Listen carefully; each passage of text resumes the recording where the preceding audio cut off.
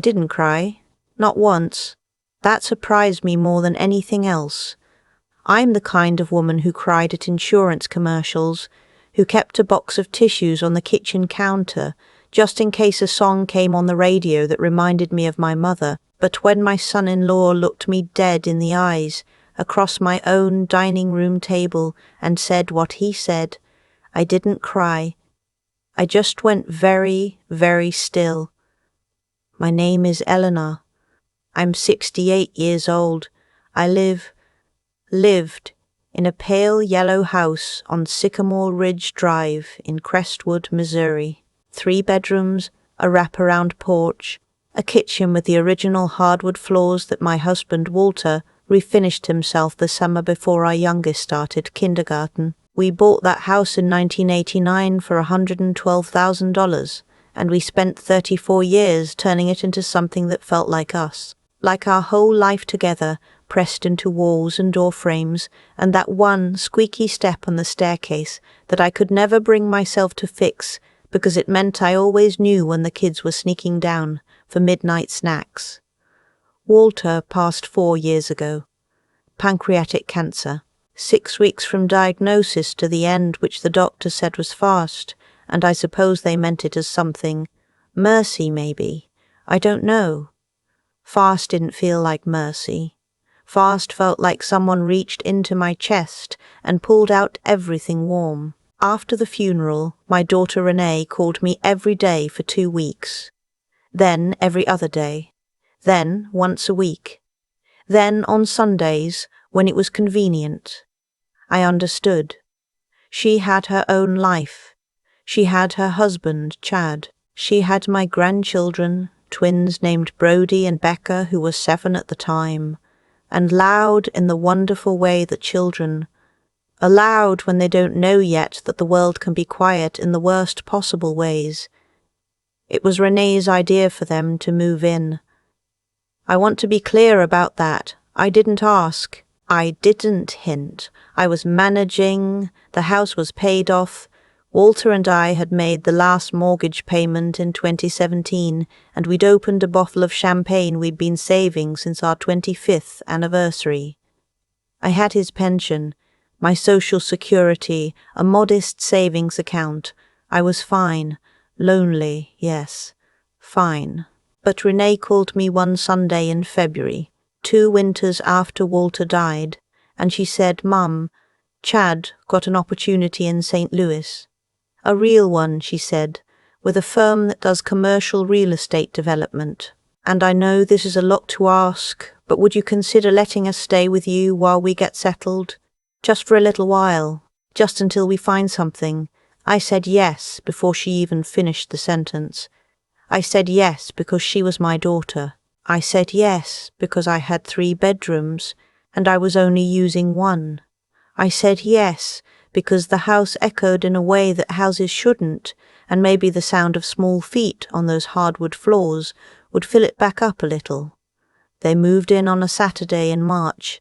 Chad drove the moving truck himself. Renee organized the kitchen while I played dinosaurs on the living room rug with Brody and Becca. And for a few hours that afternoon it really did feel like the right thing. It felt like the house breathing again.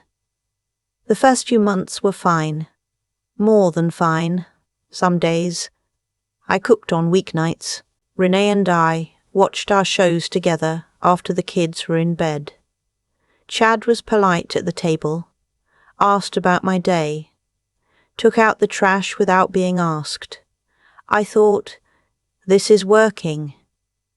I thought Walter would have liked this. I should have paid more attention to the small things, the way Chad started answering questions I hadn't asked, the way he'd come home and walk through the house like he was inventorying it. He'd stop at the back window and look out at the yard and say things like, "You know, if you took that old oak down, you'd have a lot more usable space back there." Or he'd run his hand along the kitchen countertops and mention that quartz was really the standard now, that laminate like mine dated the whole room. I didn't say anything. He was a guest. I was raised to be generous to guests. Then one evening in October, The kids had been in school for about 2 months by then. They'd settled into a routine. Chad's job seemed to be going well.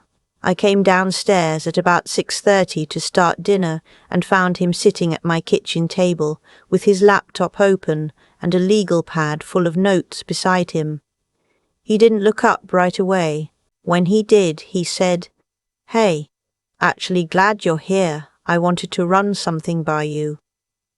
I pulled out a chair. He turned the laptop toward me. It was a real estate listing.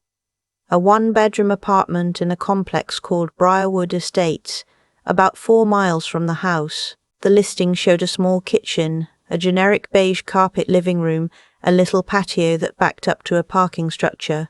He said, "I've been doing some thinking. With the market the way it is right now, this house is worth somewhere around $420,000, maybe more, depending on the updates. And Renee and well, we've been talking, and the kids are getting older, and honestly, between the 4 of us and you, it's just a lot of people under one roof." I looked at the apartment on the screen. I looked at him. I said, "What exactly are you suggesting, Chad?" He said it very calmly, the way men like Chad say things they've practiced. He said, "We think it might make sense for you to move somewhere more manageable, somewhere designed for," and he paused here just long enough for someone at your stage of life. "And if you were open to it, Renee and I could potentially take over the property. We'd pay you a fair price. Well below market, obviously, since we're family, but fair, and it would be a good investment for us, and give you some cash to be comfortable." I remember thinking about Walter. I remember thinking about how he sanded those floors on his hands and knees for 3 weekends straight, how his back hurt for a week afterward, and he never once complained. I remember thinking about the Christmas lights we still had strung in the garage that we used every December, the ceramic nativity set my mother-in-law gave us when we got married, the rose bushes by the back fence that Walter planted the year Renee was born. I said, "I need to think about it." Chad nodded like he'd expected that. He said, "Take your time. But the market's moving, so, you know." I went upstairs. I sat on the edge of my bed, the same bed Walter and I had slept in for 26 years, and I put my hands in my lap and I looked at the wall. I didn't cry. I called to my friend Louise the next morning. Louise and I have been friends since 1987, when we were both young mothers pushing strollers through the same park in St. Peter's, and bonded over the fact that we were both desperately tired and trying not to show it. She's the kind of woman who tells you the truth, even when you're not ready to hear it. I told her everything, every word Chad had said. Louise was quiet for a moment. Then she said, "Ellie, that man is sitting in your kitchen trying to buy your house out from under you at a discount, and he's calling it family." "I know," I said. She said, "Do you have an attorney?" I said, "Walter and I used someone for our wills." She said, "Call them today. Today, Ellie, before you say one more word to Chad about any of this." I called that afternoon. Walter's attorney had retired, but his firm referred me to a woman named... I'll just call her my attorney because she's a private person and I want to respect that. She had a no-nonsense voice and she listened to everything I said without interrupting. When I finished, she told me some things I needed to hear. She said, "Your name is the only name on that deed. Your husband's estate was settled, the property transferred to you outright. You own that house, Eleanor, free and clear. No one can make you sell it. No one can make you leave it. And no one can purchase it from you without your willing signature on a legally valid contract." I said, "I know that." She said, "Good. Then let's make sure it stays that way." She explained a few options to me. One of them was a revocable living trust. I could transfer the title of the house into a trust with myself as the trustee, which meant I still controlled everything. I could still live there, still sell it if I chose. still do whatever I wanted. But it added a layer of legal protection and allowed me to specify exactly what happened to the property when I was gone. It would go to whoever I designated, not automatically to my daughter, not to Chad. I thought about Renee. I thought about the little girl who used to fall asleep in my lap during long car rides, who called me every Sunday even when it wasn't convenient. I thought about who she had been before Chad and who she was now, whether those were the same person or not. I said, "How long does it take to set something like this up?" She said, "We can have the documents ready within the week." I said, "Let's do it." We had one more conversation at the dining room table before anything was finalized. It was a Sunday. Chad had made brunch, which he did sometimes, and there was orange juice and bacon, and the kids were coloring at the other end of the table. Renee was pouring coffee. It looked like a normal morning. Chad said, "So have you had a chance to think any more about what we discussed?" Renee didn't look up from the coffee pot. I said, "I have." He said, "And?" I said, "I've decided I'm not going to sell." Renee looked up then. She and Chad exchanged something, a look that lasted half a second, but I've been reading my daughter's face for 40 years, and I know what I saw.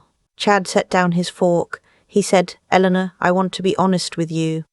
This house is a lot of upkeep. The roof is going to need replacing in the next few years. The HVAC system is original. You're on your own here during the day." I said, "I'm not on my own here during the day."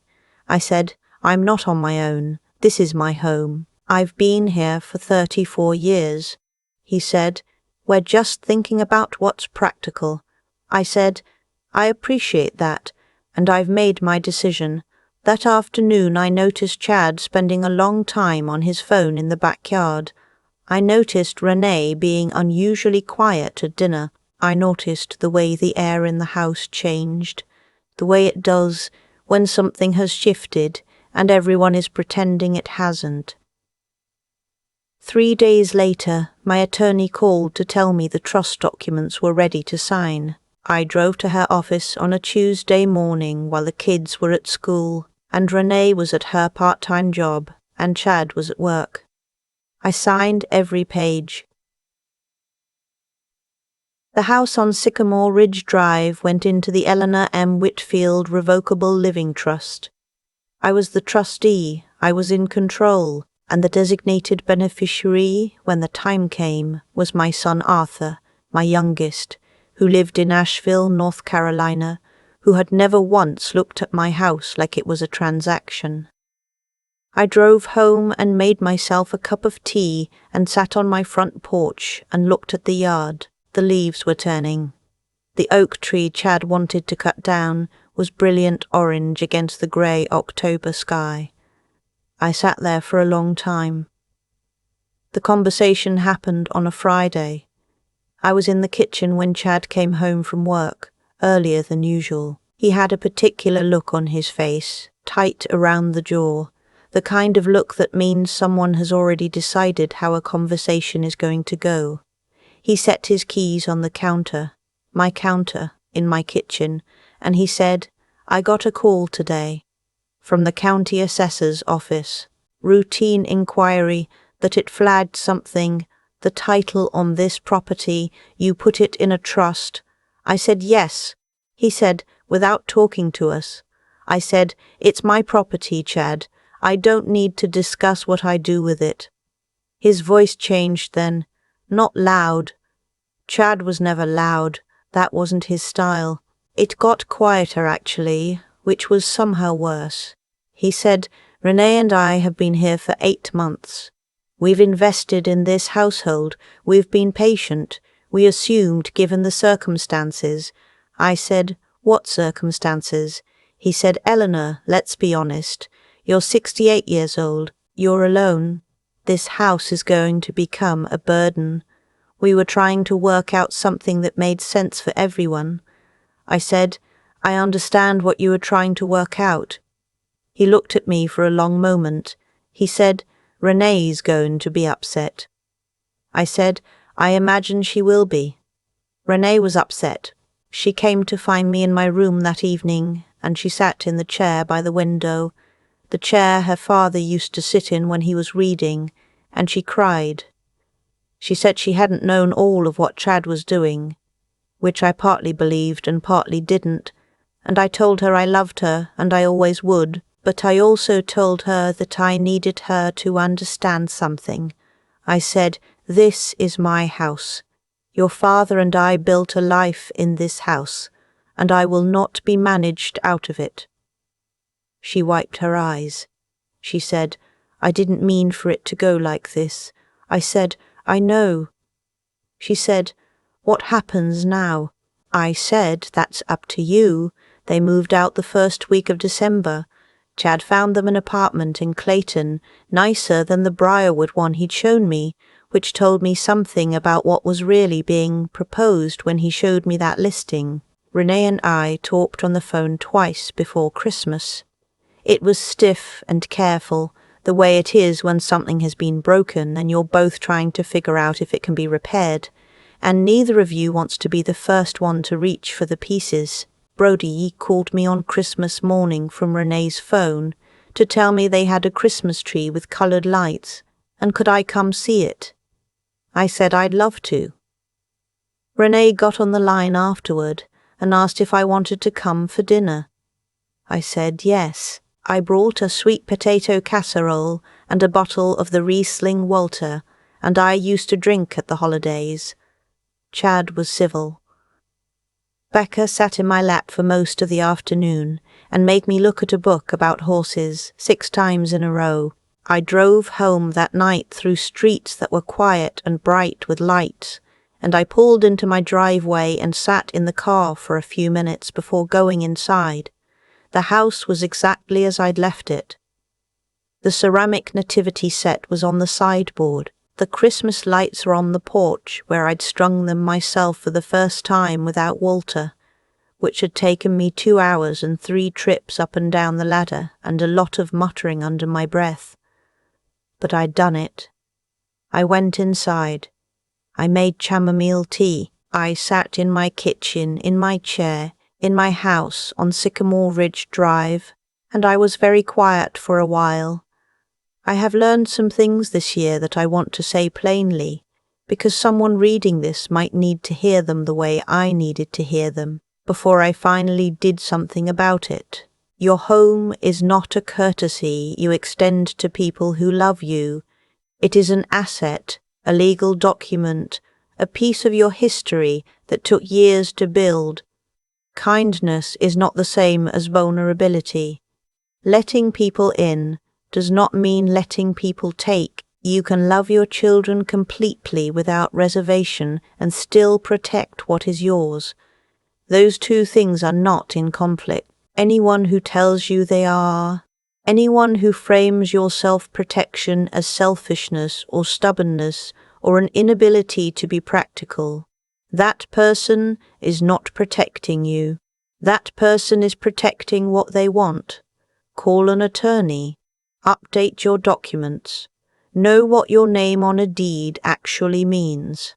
Don't wait until someone is sitting at your kitchen table with a laptop showing you apartments with beige carpet and parking structure views before you decide it's time to take it seriously. I'm not angry at Renee. Most days, I'm not even angry at Chad, which surprises me. What I feel, mostly, is clear. Like the windows got cleaned, the way Walter used to do them in the spring, up on that ladder with a bucket and a squeegee, and suddenly you could see outside properly again. It's spring now. The rose bushes by the back fence are coming in. The old oak tree is exactly where it has always been, enormous and rooted and not going anywhere. I had the roof inspected. As it turns out, Chad was right that it needs work, and I have a contractor coming in May to replace it. I'm paying for it myself, from my own savings, without asking permission from anyone. Last Sunday, Arthur drove up from Asheville with his wife and their little boy, who is 3 and has his grandfather's forehead and runs everywhere he goes like walking is just too slow for him. He spent the entire afternoon in the backyard, looking at ants, which is apparently the most fascinating thing in the world when you are 3. Arthur and his wife sat with me on the wraparound porch, and we drank lemonade and talked for a long time about nothing important, which is the best kind of talking. Arthur asked me at one point how I was really doing. Not the polite version. The real version. I thought about it. I looked at the yard, at his little boy crouched down, investigating something in the grass, at the oak tree going green in the afternoon light. I said, I think I'm okay. I think I'm actually okay. He said, Dad would be proud of you, Mom. I didn't say anything for a minute. I just looked at the yard. Then I said, I know he would. I've been thinking a lot lately about what it actually costs to be kind. Not kind in the greeting card sense. I mean the real kind. The kind where you open your door to someone because you love them, because you trust them, because it never occurs to you that the person you're letting in is already doing math on what you own. That kind of kind. The kind that doesn't protect itself because it doesn't think it needs to. I was that woman for a long time, and I don't say that with shame anymore. I say it the way you say something true that also cost you something to learn. When I let my daughter and her husband move into my home, I wasn't being naive. I was being a mother. There's a difference, and I think it's important to name it. Mothers open their arms. That's not a flaw. What I understand now. What I had to learn the hard way, sitting on the edge of my own bed staring at a wall while the man who married my daughter planned what to do with my house, is that love and legal protection are not the same thing. You can have all the love in the world and still lose everything if you don't also have your name on the right documents, properly structured, with someone competent on your side who knows what they're doing. Chad wasn't a monster. He was just a man who saw an opportunity and called it family planning. That's almost worse in a way. Monsters are easy to reject. Men who smile at your dinner table and take out your trash and then show you an apartment listing with beige carpet and tell you it's practical. Those men are harder because you keep trying to find the version of the conversation where he means well. There isn't one. I had to accept that. What I know now is that there are really only 2 things that protected me. I had my name on that deed, free and clear, and I had Louise, someone who told me the truth without softening it. Everyone needs both of those things. The legal standing and the friend who says, call an attorney today, not next week today. Arthur didn't need to do anything to earn what I eventually gave him. He just never looked at my house like it was an investment. He looked at it like it was his mother's home. That's the whole difference. And I realized that what we leave behind and how we leave it says something about what we understood while we were still here to understand it.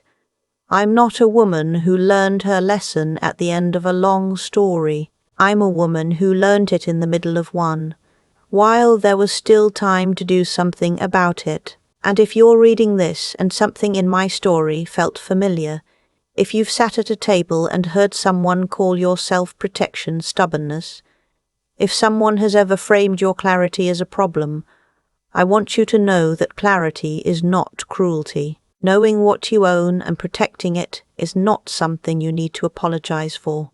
Not to your children, not to anyone. The oak tree is still standing.